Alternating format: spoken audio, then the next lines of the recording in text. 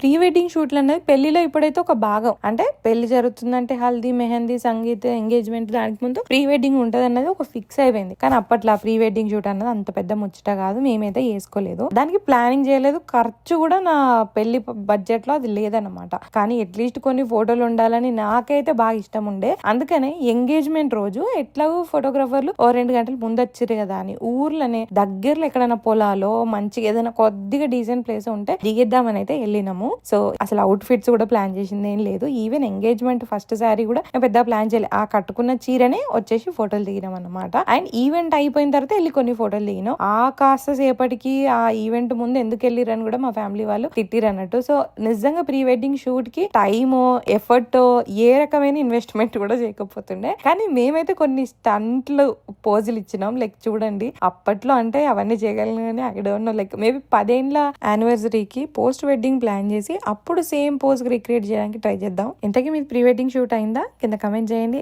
And wedding videos అన్ని చెప్పడానికి I am super excited. మీరు కూడా చూడడానికి రెడీ ఉంటే please consider subscribing. And video నచ్చితే లైక్ చేయండి.